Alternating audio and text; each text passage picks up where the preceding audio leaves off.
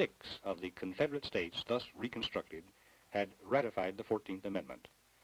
Meanwhile, however, 2 northern states had changed their minds. Their sense of decency outraged by the monstrous procedures, the legislators of New Jersey and Ohio had withdrawn their former ratifications and had rejected the proposed 14th Amendment.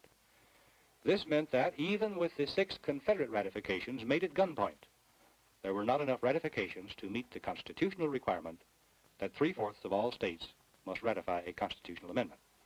But on July 21, 1868, Congress declared the 14th Amendment ratified anyway. This illegal appendage to our organic law has been used by the Warren Court in recent years as authority for decisions which, if permitted to stand, will complete the destruction of our republic. In the school segregation decision of May 1954, for example, the Supreme Court, using the 14th Amendment as its authority, assumed the power to change the meaning of the Constitution in order to make a decision which the court desired.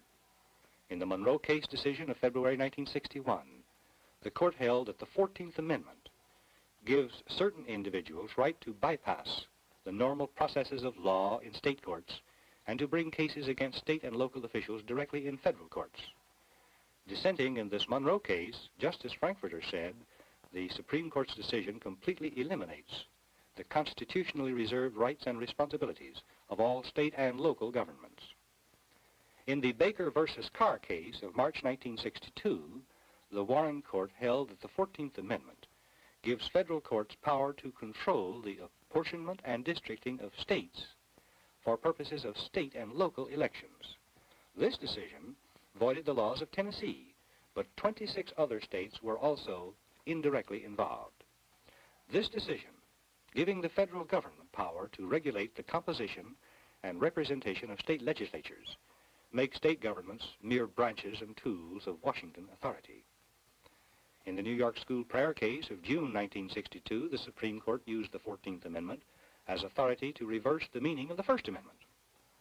Whereas the First Amendment prohibits the federal government from interfering with the free exercise of religion, the Supreme Court used the First Amendment, as reinforced by the 14th, as authority to outlaw the free exercise of religion.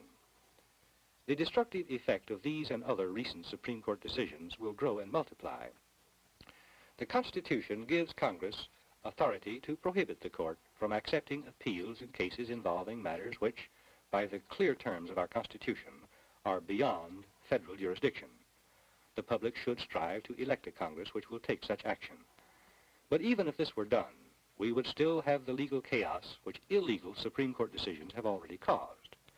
Eisenhower's invasion of Arkansas with military force in 1957 and Kennedy's occupation of the city of Oxford, Mississippi, are fruits of the Supreme Court's decision of May 1954. A frightful number of public school systems in the United States have already eliminated all recognition of God in the classrooms as a result of the Supreme Court's New York prayer case decision.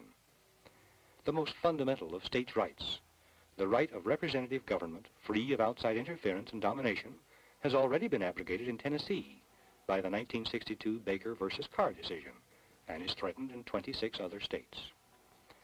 Misinterpretation of the 14th Amendment, which is not a valid part of our Constitution, has caused such legal confusion as to render our system of constitutional law almost meaningless, even if the courts were restrained from further misinterpretations.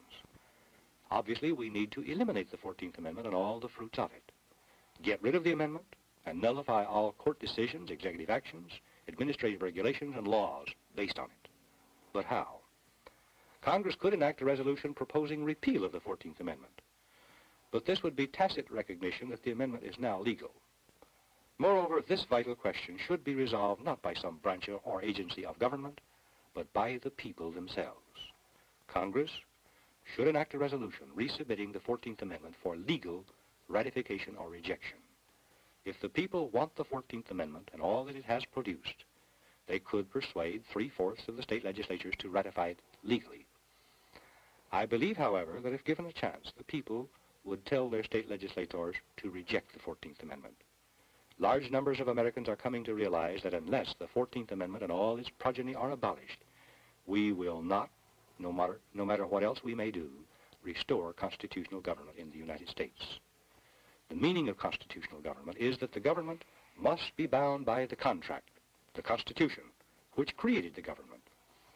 If public officials can change the Constitution, which they are sworn to uphold and obey, as they have been using the 14th Amendment as authority to do, then we actually have no Constitution.